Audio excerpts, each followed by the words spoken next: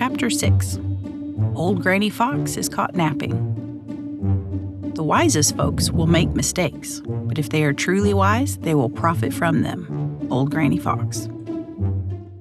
There is a saying among the little people of the green forest and the green meadows, which runs something like this: You must your eyes wide open keep to catch old Granny Fox asleep.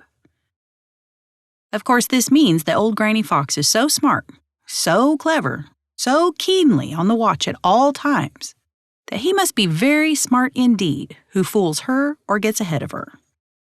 Reddy Fox is smart, very smart. But Reddy isn't nearly as smart as old Granny Fox. You see, he hasn't lived nearly as long, so of course there's much knowledge of many things stored away in Granny's head, of which Reddy knows little. But once in a while, even the smartest people are caught napping. Yes, sir, that does happen. They will be careless sometimes. It was just so with old Granny Fox. With all her smartness and cleverness and wisdom, she grew careless. And all the smartness and cleverness and wisdom in the world is useless if the possessor becomes careless. You see, old Granny Fox had become so used to thinking that she was smarter than anyone else, unless it was Old Man Coyote, that she actually believed that no one was smart enough ever to surprise her. Yes, sir, she actually believed that. Now, you know when a person reaches the point of thinking that no one else in all the great world is quite so smart, that person is like Peter Rabbit when he made ready one winter day to jump out on the smooth ice of the Smiling Pool, getting ready for a fall. It was this way with old Granny Fox.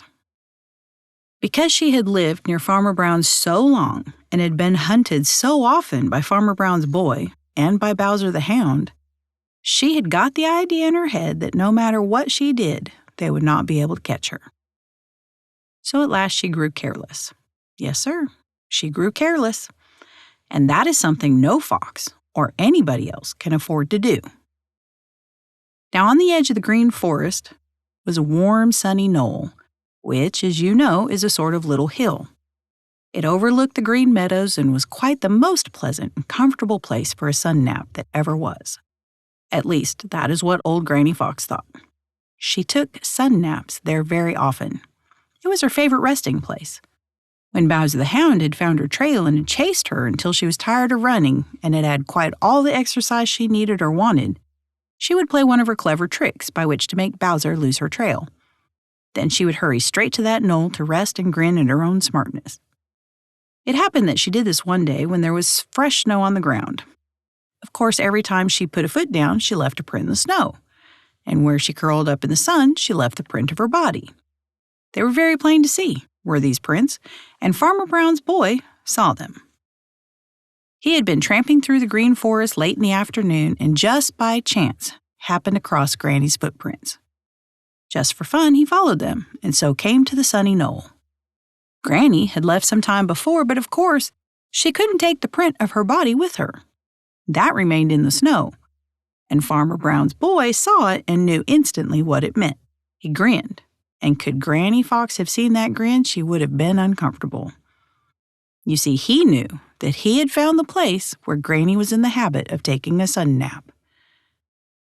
"So," said he, "this is the place where you rest, old Mrs. Fox, after running Bowser almost off his feet.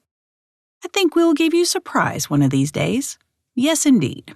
I think we will give you a surprise. You have fooled us many times, and now it is our turn." The next day, Farmer Brown's boy shouldered his terrible gun and sent Bowser the Hound to hunt for the trail of old Granny Fox. It wasn't long before Bowser's great voice told all the great world that he had found Granny's tracks. Farmer Brown's boy grinned just as he had the day before.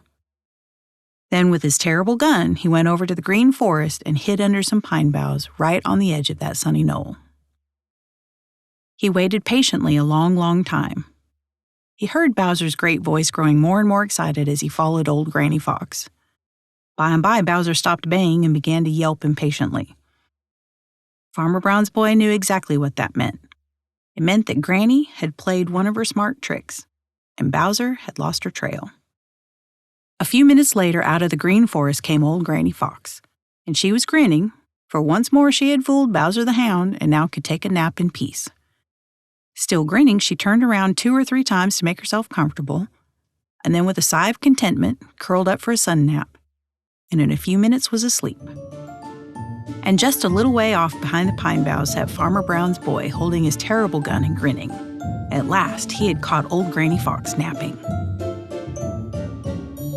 Thank you for listening. This has been a chapter of Old Granny Fox, narrated by Pam Martin. Written by Thornton W. Burgess. Audio production by Wingerd Media. Please like and subscribe to be notified for coming chapters.